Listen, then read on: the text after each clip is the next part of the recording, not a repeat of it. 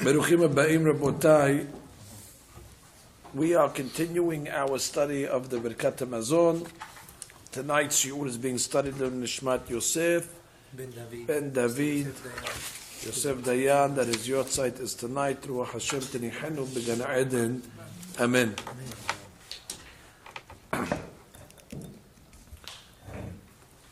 The past two shiurim, we've given some very important introductions that we should appreciate the value of why it's important to know a pirush on the Bircat Hamazon and what the Bircat Hamazon, its level of the Torah, it's a mitzvah from the Torah, the fact that the Bircat Hamazon is able to bring down tremendous shefa, tremendous beracha from the upper worlds, like we saw from the Sefer HaChinuch, that he guaranteed that anybody that says Bircat Hamazon b'kavanah, guaranteed will have his parnasa, what he needs, b'chavod, his whole life.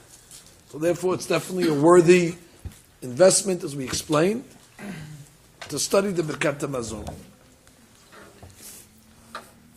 I want to go a little further in these introductions. Our rabbis tell us that Moshe Rabbeinu, before he passed away, he prayed 515 prayers.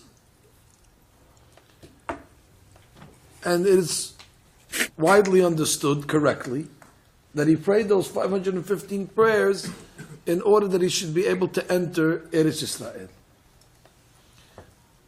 But there was deeper reasons why he prayed the 515 that are beneath the surface. Because you might say, well, he didn't get into Eretz Yisrael, so those 515 prayers are wasted. They're not wasted.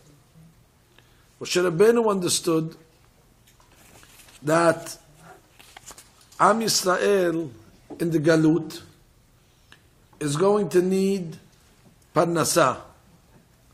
They're going to need sustenance. And therefore the 515 prayers that Moshe Rabbeinu made was actually in order to bring the sustenance down to Am Yisrael in all of the generations. That means if we're benefiting today, beracha, or we have shefa, that's from the tefillot of Moshe Rabbeinu. That was one of his kavanot, as I'm going to show you. As we've said many times,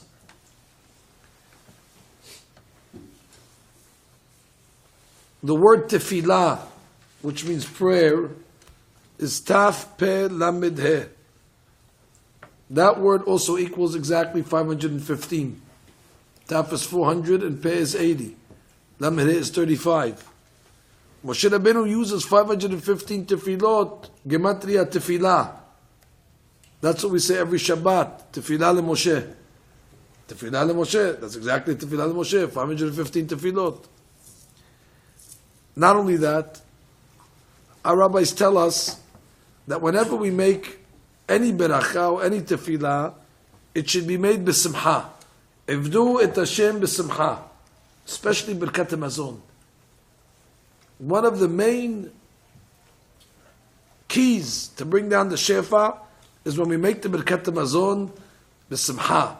As a matter of fact, some people even had it in the preparatory prayer before they would say the Bircat Hamazon, that Yiratzon, I should be able to make it b'simcha and happy and a good disposition. Because where there's simcha, there's also parnasa, as I'll show you later on. But any tefillah, the element of simcha is key for it to be answered. Maybe you ever prayed once with the Hasidim. You see them before they pray, they're clapping.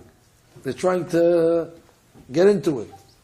I'm not recommending it for the non-Hasidic guys here, but I am recommending that the Gemara says, "En mitpalelim ela mitoch simcha shel mitzvah." You have to have a simcha.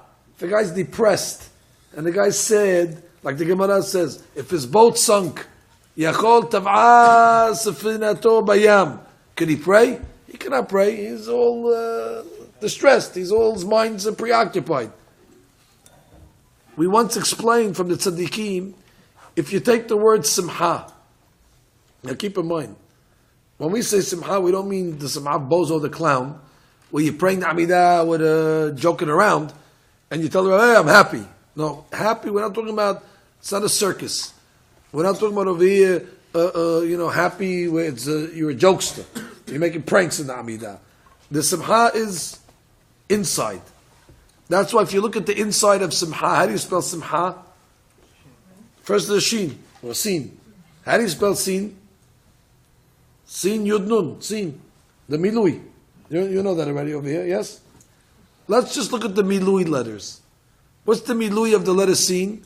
Yud Nun. How much is Yud Nun? 60. Beautiful. Then you have mem. Mem is mem. Well, mem. Just the milui letter. 40. So 60 and 40, 100. Good. Het. Het is het Yud Taf. We just want the Yud Taf. Yud Taf is what? 410. 410 and the 100 that we have already is 500. And here is here. Here is 5. 515. Gematria Tefillah. To show you that the inner letters of Simcha equals 515, which is Gematria Tefillah, which teaches us that that's a key element for the Tefillah. I do it Hashem b'Simcha. And therefore the Birkat Mazon has to be made b'Simcha. Now, Bizman shebet HaMikdash haya kayam, when the Bet HaMikdash was around, all the shefa came from the Bet HaMikdash. I told you many times that the Midrash in Echa writes, if the Goyim would have known what the Bet HaMikdash does for them, they wouldn't have destroyed it. The Bet HaMikdash, how much beracha that they get from this place. It says all the Parnasah comes as a result of the Bet HaMikdash. The Maram Prague writes, just like the heart is in the center of the body, and it pumps out life, sustenance to the whole entire body, so too the Bet HaMikdash is considered in the middle of the world. It's like the heart of the world, and it pumps out shefa to all the countries. From which place in the Bet HaMikdash specifically? So the rabbis tell us from the Mizbeach. The Mizbeach itself brought tremendous beracha. The first beracha of the Bircat Mazon is called Bircat Hazan. Zan is the beracha of sustenance. In the Bet HaMikdash, you know where the Zan was? The Zan was the Mizbeach. How do I know? What's the numerical value of Zan? 57. What's the numerical value of Mizbeach? Let's do it. Mem is 40. Zayin is 7. That's 47. Bet is 2. That's 9. That's 49. And Het is 8. How much is that? Am I correct? Did I do it correct? Yeah, correct. Mizbeach is 57. Gematria Zan. So you see over here that as long as there was a Mizbeach, there was tremendous shefa that was coming down. That's why if you look in the Gemara in Ketubot, on page Yud, the Gemara says, Mizbeach Nikra Mezin. The Mizbeach is called a sustainer. Rashi says on those words, B'zchut HaKorbanot, Ha'olim, Ha'olam, Nizon. In the zechut of the Korbanot that was on the Mizbeach, the world is sustained. She'akorbanot ba'in min hamazon. Because the Korbanot, what is Korbanot? It's sustenance. V'gormin lo beracha, brings down beracha. Every day we say in the tefillah, it's Korbani Lahmi. The Maharsha explains, what does it mean, Korbani Lahmi? Korbani, my Korban, my bread. So the Maharsha says, where does my bread come from? From my Korban. Korbani Lahmi. That in the olden days, the Korbanot, they were the ones that were able to bring down the Lechem to the world. Once the Korbanot were no longer there, the Mizbeach was destroyed. There was no more Zan. So at that point, the rabbis needed to institute a substitute for Korbanot. What was the substitute for Korbanot? Prayer. Tefillah b'mkom Korban. So that's why we pray 3 Amidot a day. And how many berachot are in each Amidah? 19 berachot. 19 times 3?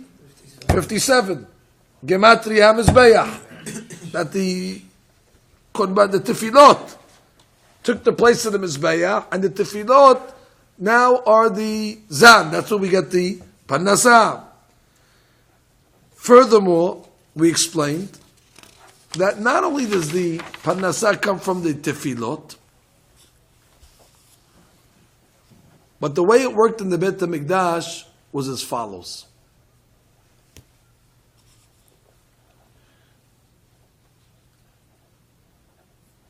In the Bircat Hamazon, there's a line that we're going to get to in the third beracha, that we're praying to God that He should give us parnasah miyadecha hamile'ah, from your full hand. What does it mean, your full hand? Miyadecha hamile'ah. What does that mean? So the rabbis tell us that we call it Birkat Hamazon. The numerical value of Mazon is Mem, Zayin, Vav, Nun, is 103. Mem, Zayin is 47. Vav is 6, that's 53, plus 60. It's 103 is Mazon. So the rabbis say that each finger on the hand is keneged one element of the Mazon. But when you have Yadecha HaMile'ah, that means you have all 5 fingers. Mazon, Mazon, Mazon, Mazon, Mazon. That's 103 Mazons times 5, which is exactly 515, which is the gematria of Tefillah, which is exactly why Moshe Rabbeinu prayed 515 Tefillot. Those 500 tefillot was the tefillah of Miyadecha and Chava, that he was praying that when the Jewish people will be in the Galut, there should be parnasah for them. So that little line in the Birkat Hamazon, Yadecha Mele'ah, is hinting to the 5 mazons of the 5 fingers, of 5 1 times 103, which is really what Moshe Rabbeinu was praying for at that time. The reason why I'm giving you this introduction is because the first beracha of the Birkat Hamazon was written by Moshe Rabbeinu. And therefore it's a key piece of information that we're now about to read something that Moshe Rabbeinu wrote, and he is responsible in those 515 tefillot, which is Gematria Tefillah, which is the numerical value of the inner letters of Simcha. And now that we don't have a Mizbeach, which is Gematria Zan, so instead of the Mizbeach, which is Gematria Zan, Moshe Rabbeinu wrote Birkat Hazan. Birkat Hazan is the beracha that we pray instead of the Mizbeach. That's going to bring down the Shefa. And we call it Birkat Hamazon. Mazon is 103. And that's Yadecha Mele'ah. That's the 5 Mazons, which is 515, which is Moshe Rabbeinu's Tefillah. Why did Moshe Rabbeinu pray so much that Am Yisrael should have parnasah? Because it's clear. When we have parnasah, we can serve God.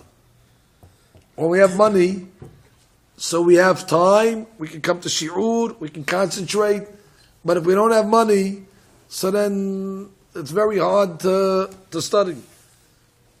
Avraham Avinu went down to Egypt because there was a famine in the land of Canaan. The rabbis ask, why didn't he just stay in Canaan? So there's a famine. How much does he need to eat anyway? A couple of pitot? God will provide him. Was it out of panic that he ran down to Egypt? So the rabbis explain, no. Avraham Avinu was a teacher. And he knew that you can't teach people when there's a famine. Nobody wants to come to class. They don't understand, where's God? I don't have food to eat. Now you tell me to come study Gemara. I'm trying to feed my kids. Therefore, he said, if my job is to teach Torah, I got to go down with this parnasah. So he went down to Egypt. And our rabbis tell us that that's what Moshe Rabbeinu was concerned. That they should have the parnasah in order that they should be able to be awake to study Torah. They should be able to concentrate. In this week's parasha, we see a similar concept. Yaakov Avinu has a dream. What does he have in his dream? He's dreaming about all different futuristic prophecies, and at the end of the dream it says, God says to him, Ki lo e'ezovcha. God says, I'm not going to leave you. And the rabbis explain, the e'ezovcha is referring to the beracha parnasah. I'm not going to leave you, you're always going to have parnasah. Right after that, what does it say? Vayikatz Yaakov. Yaakov wakes up. And our rabbis teach us, Ma'aseh avot siman banim, that when does Yaakov Avinu wake up? When he's guaranteed the parnasah. When does Am Yisrael wake up? When they know they have the parnasah, then already Am Yisrael is able to build more yeshivot, build more kolelim, they're able to hire more teachers, they're able to buy more books, they're able to build more institutions. So parnasah is a key element for our spiritual growth. That's why we once explained, if you look in the Torah tells us in Parashat Terumah that we have to build an aron. Va'asita aron. What's the aron? The aron houses the Torah. Va'asita aron, that's the ark. That represents Torah. What does it say right before aron? V'yikhuli terumah. That first you have to have terumah. And what's the terumah? Zahav v'chesef v'choshet. If there's zahav and kesef and choshet, then already you can say v'asuli aron.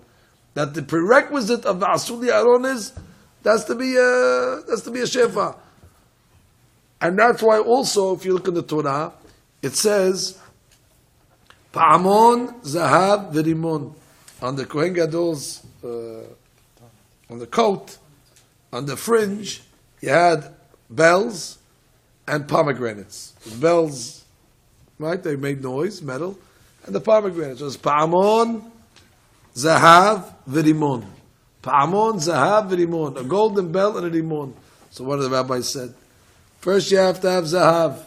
And once you have zahav, you have the gold, you have the money, then already Am Yisrael will be mili'im mitzvot karimon. Then already we can be filled with mitzvot like a rimon. Pa'amon zahav, then rimon. So therefore the parnasah is key for Am Yisrael. We cannot deny it. When the Kohen Gadol went into the Beit HaMikdash on Yom Kippur, one of the things he prayed for was Shelo yitztarchu Am Yisrael zeh lazeh, that Am Yisrael should not have to borrow from each other, and certainly shouldn't have to borrow from foreign nations. When the people used to come to David HaMelech in the early morning, the main request that they would ask David is Amecha Yisrael Serichim Parnasah. The nation needs Parnasah. And therefore Moshe Rabbeinu recognized this. And therefore the 515 tefillot is Yadecha Mele'ah. That's the full hand of the Mazon, Mazon, Mazon, Mazon, Mazon, which is the ultimate tefillah.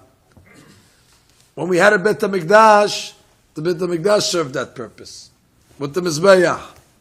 But now that we don't have it, we need to go back to the tefillah. And this beracha, we started it last week. We said, Baruch atah Hashem Elokeinu melech haolam, el azan otanu. Azan, that's the 57 that we talked about. The zan is instead of the mizbeach. El azan. Now that we don't have a mizbeach, we pray the Bircat Hamazon. The table is a mizbeach. El azan otanu v'et haolam kulo betubo. Now, what is the next three words? Bechen, behesed. Some say berevach or berachamim. But the main words are bechen, behesed, berachamim. What is each one of these words? Chen means for free, hinam. Hesed, it's a favor, a little more expensive. And rachamim is total mercy. It seems it gets more expensive as it goes.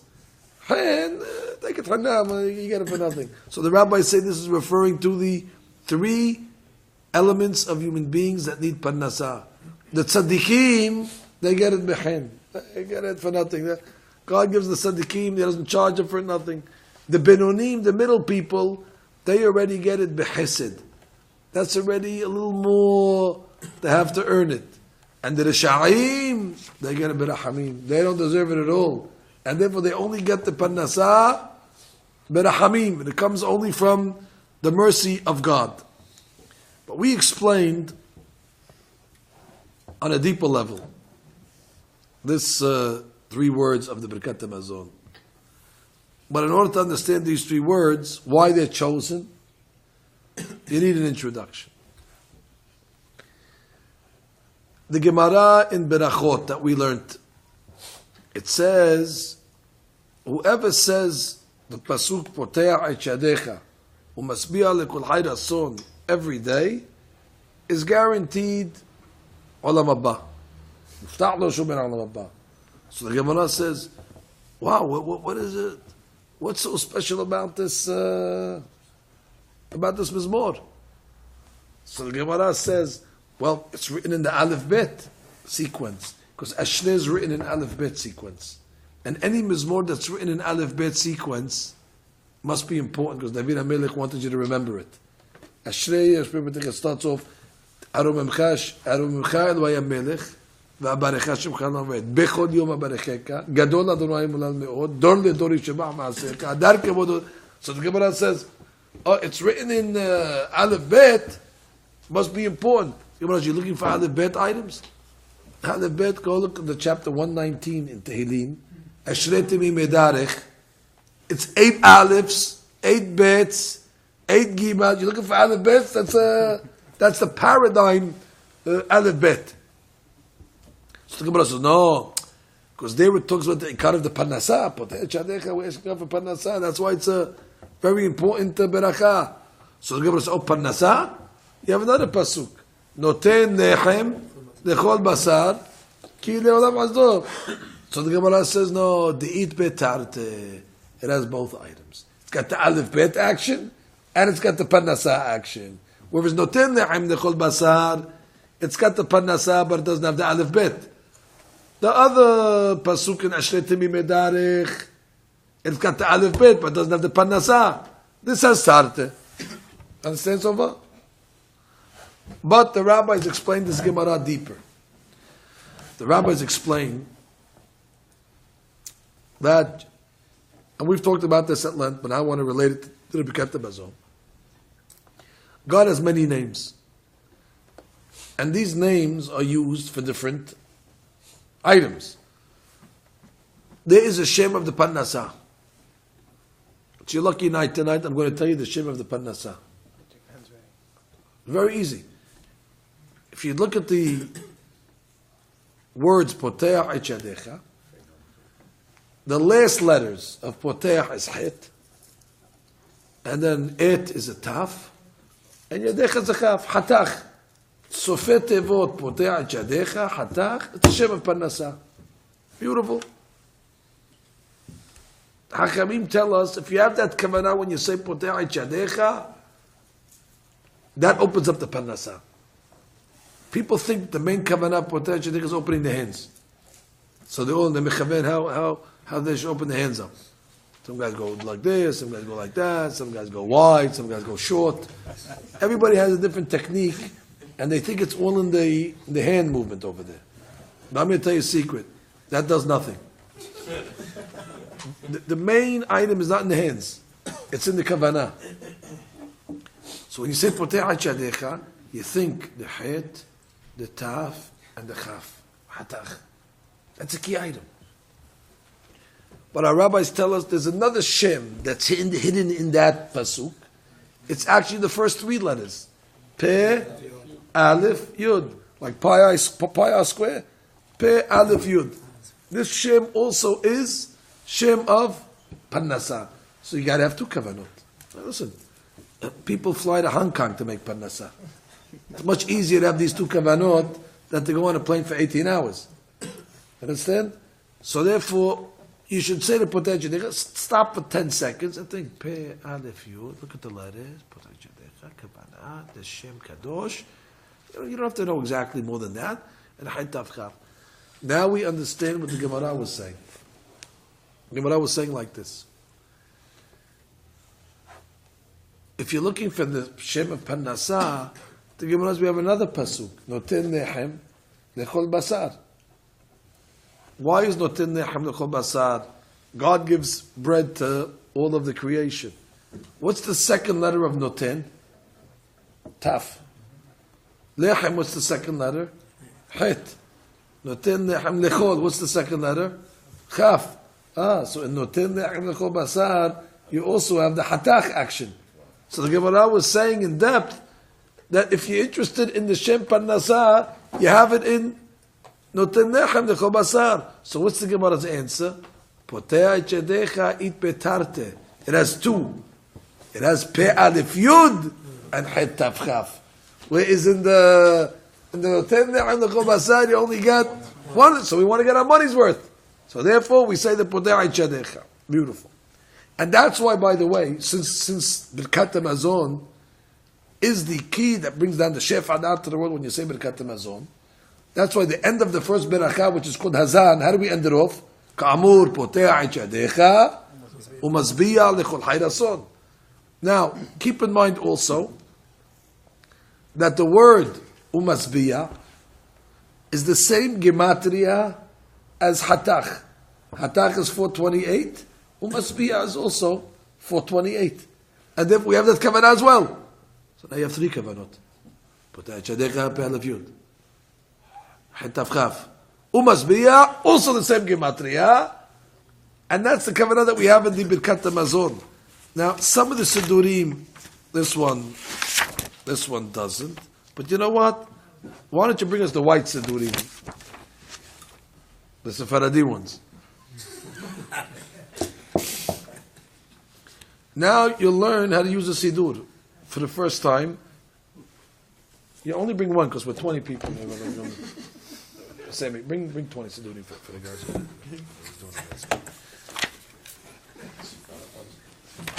Just bring more 20 guys here. Bring Sidurim. You sent two Ashkenazim to get to the one again. You sent me, it's three. You got three. You got a law firm. No, you're okay, Joe. You're okay. Open up Ashrei.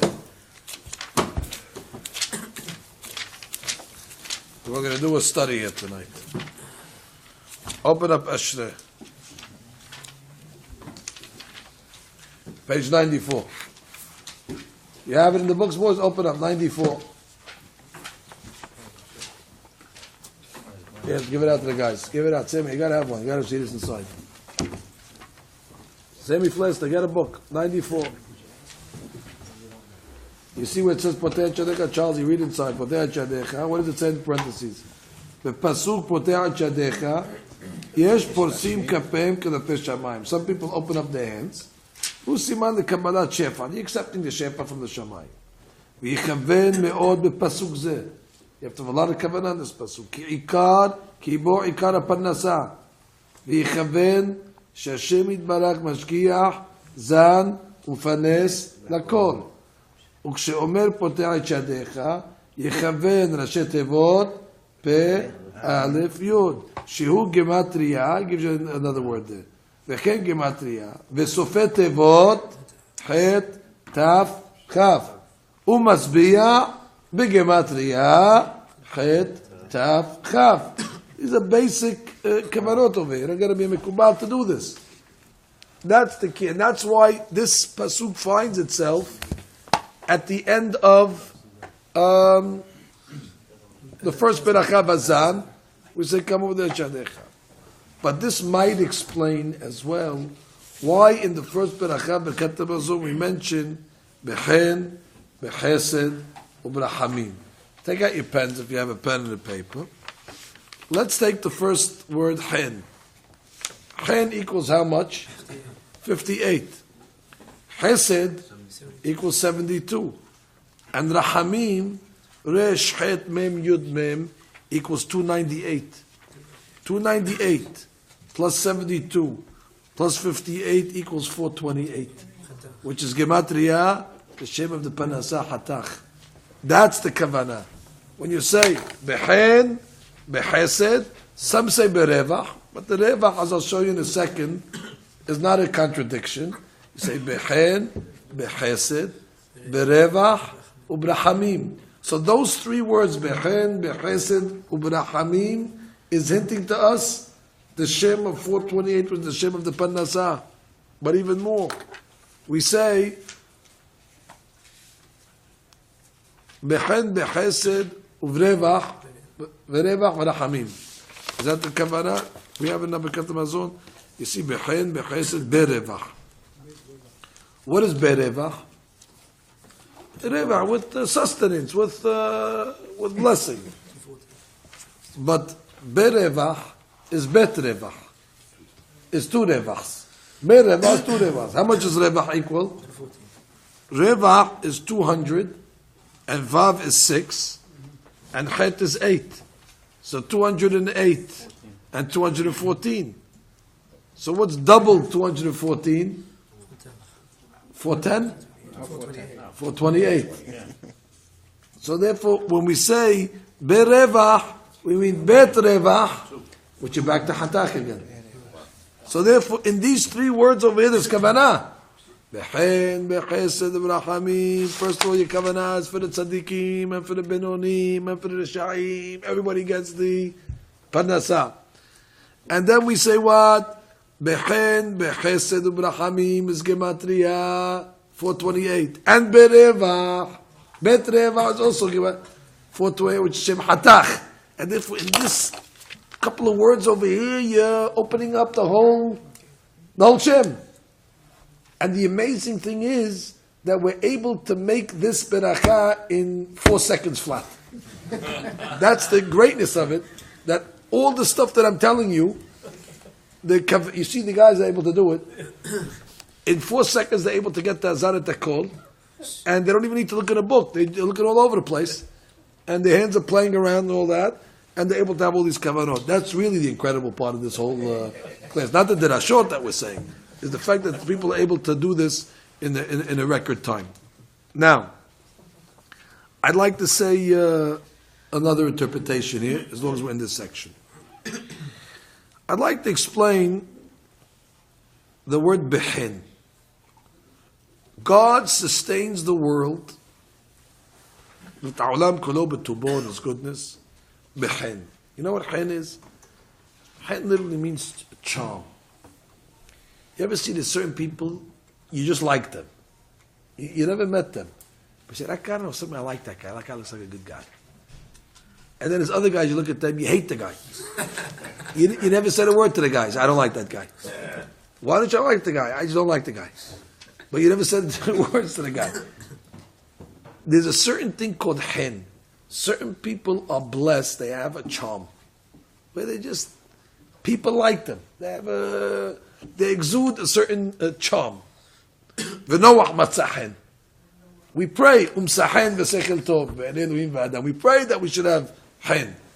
By the way, everything in life is hen.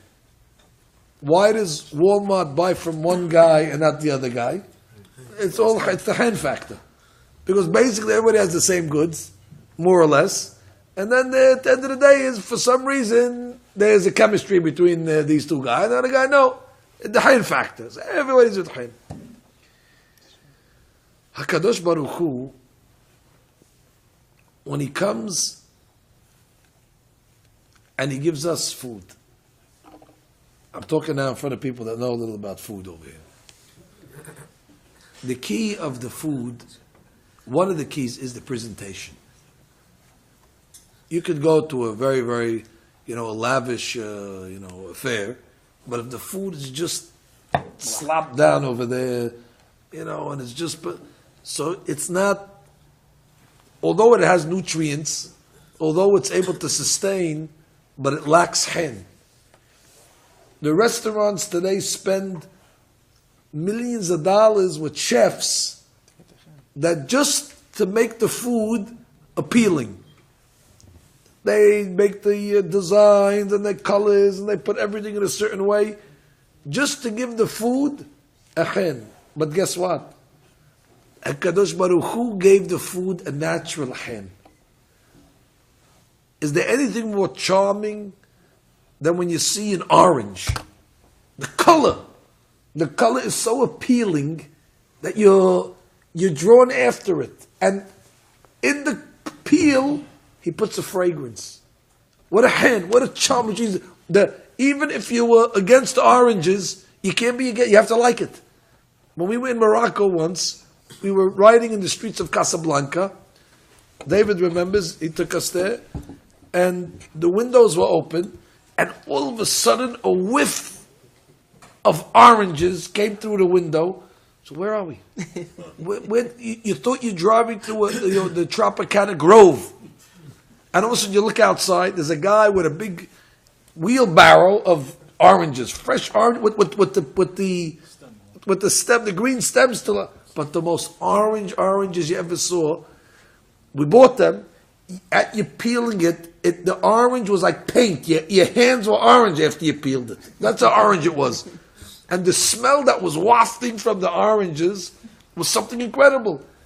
You know how excited we were still talking about the oranges. I can't wait to go get an orange tonight. No, but they can't get enough from you from Casablanca. I gotta go to Casablanca. You have these oranges?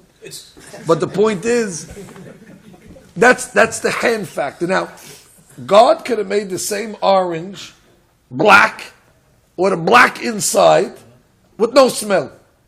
Same taste. But there's no hen. You put the thing there. You know what it is? Why does Coca-Cola put a red label on the bottle?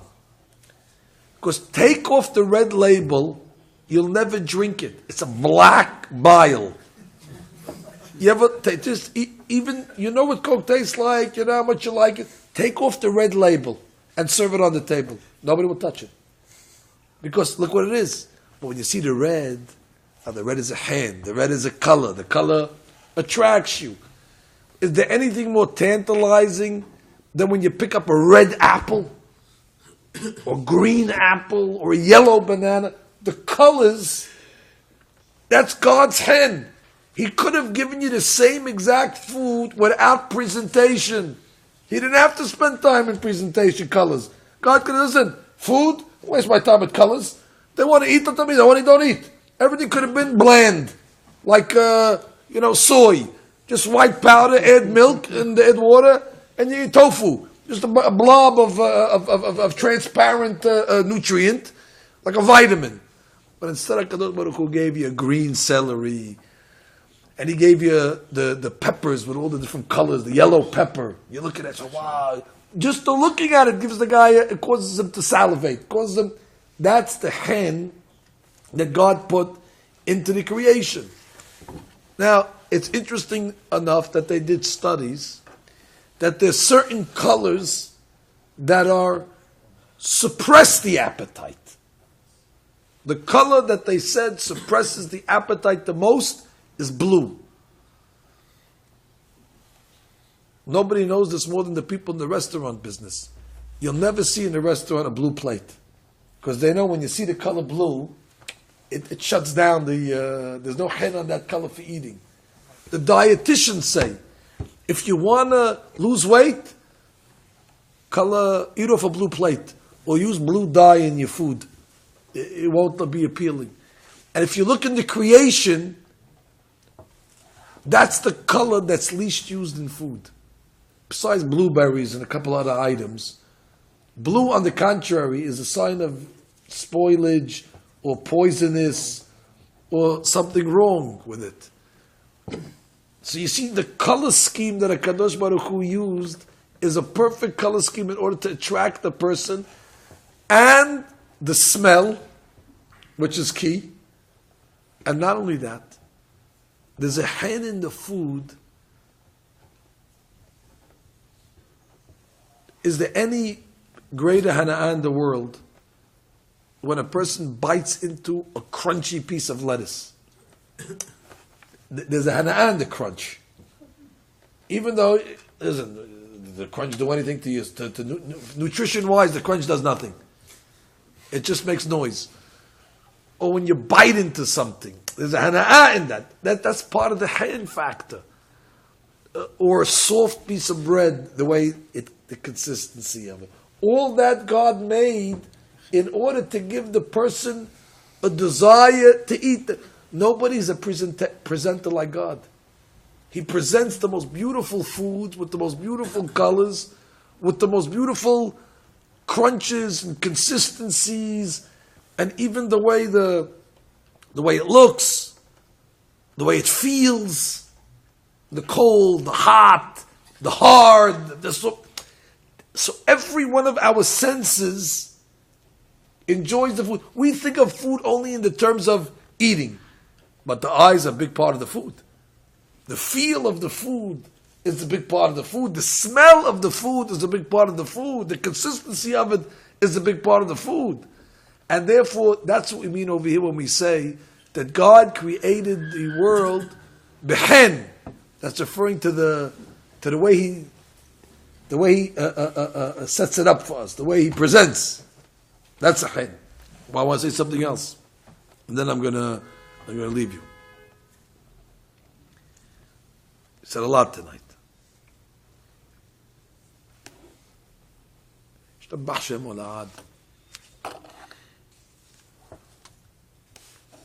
He sustains the world b'rahamim. Where do you see the rahamim, the mercy?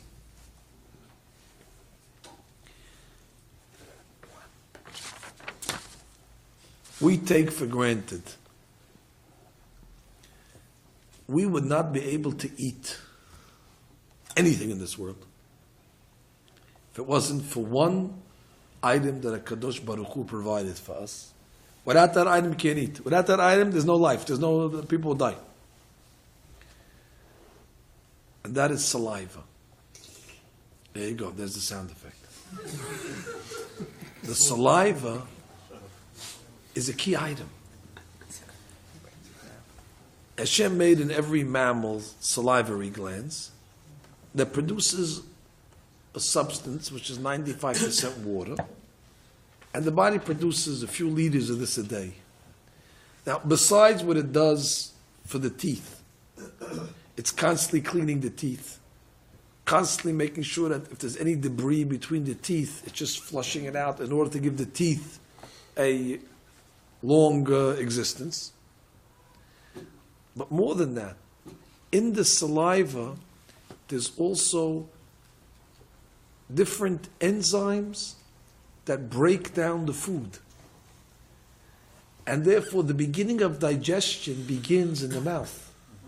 Even before you start chewing it, once it hits the saliva starts to break down the food. Those people that don't have saliva, they have a very hard time, they can't eat meat. Because the saliva puts a certain enzyme in the meat that by the time it gets down, it's able to break down into the bloodstream. And look at the part of the hen that I'm talking about. You ever notice when a person, they bring the food in front of him, all of a sudden he starts to salivate. It's an incredible thing. The salivary gland gets activated just when it sees the food. You bring the delicious food, the guy starts, his mouth starts to water. Who turned on the button? Because God knows that you're going to need this liquid, so you don't got to think. Just put food in front of a hungry person, automatically the body says, oh, he's about to eat. Glands, you better start secreting more saliva than a regular guy talking, because when he's talking, he doesn't need saliva, just to spit on the guy he's talking to. But when you're eating, you need it to digest. Is that not rahamim? Is that not mercy from God? That He created such a... And guess what? If your mouth is dry, you wouldn't be able to swallow it. It keeps it lubricated, the mouth, so that thing slides around and slushes around. And now it creates the food into a dough. And therefore becomes a ball. And the ball is able to get swallowed down the esophagus. If you didn't have the food turn into a ball, it would go down in big pieces, but it would be very dangerous. So the saliva is the key of life. Not only that, but they noticed that animals, when they get a cut, what does the animal first do? It licks it. Because they saw that there's disinfectants in the saliva as well. And therefore it keeps the mouth clean from all bacteria. The saliva is constantly killing the mouth, because there's a lot of bacteria in the mouth. So you have a constant chloroseptic or antiseptic in the mouth by the saliva that's constantly switching around and making sure that everything is clean. That is part of the rahamim, the mercy that God did. He gave us the salivary glands that not only are activated by the food, but are the key in the digestion of the food and the key of the swallowing of the food. Now, how do you say saliva in Hebrew? That's a good one. Rok. Rok, they say spit, but spit is the saliva. Rok is what? Resh, Vav, Kof. How much is that? 306. We said that God gives us the food behin. Behin is the color, is the smell, is the consistency. But we also said He gives it to us berahamim. What's the numerical value of the word berahamim? Bet is 2. Resh is 200. That's 202. Het is 8. That's 210. Mem is 40. That's 250. Yud is 10. That's 260. And Mem is 40. That's 300. Plus the 6 letters. Bet, Resh, Het, Mem, Yud, Mem is 306. Berahamim Gematria Rok. And that's the kavanah that you have in the Bircat Hamazon as well. That when you say Behin, Behesed, Berevach, Berahamim, you think for a second. Now, according to our text, you don't need to count the letters. Because in our text we say Behin, Behesed, Berevach, Uberahamim. We have the U, we have the Vav. So you don't even gotta count the 6 letters. You got it there straight. So therefore it says straight up Gematria 306. What did it tell? What's the Rahamim? What Uberahamim? Uberahamim Gematria Rok. That the saliva that God gave us. So these are things you could think about. These are tangible things. Even for the guys that don't want to get into the 428 and they don't want to get into all these shemot and stuff like that. But saliva is for everybody. Even for the guys who are Amaris, Pashtanim, the saliva affects them. And this is the kavanah that we have. Behin, Behesed, Berevach, Ubrahamim. And then we say actually, Ubrahamim Rabbim. Because when the person sits down to eat, what happens to the saliva? Rabim. Ubrahamim Rabbim. The saliva starts to multiply. Doesn't become small. And therefore, that's the Ubrahamim Rabbim. Baruch Adonai Ha'olam. Amen ve'amen. Rabbi Hanan Gavin HaKashamet. Zabar HaKosh HaKosh HaSa'ed. Tefika Kirban Lefatullah Hafez Aman Tzedko. Torah B'yadir.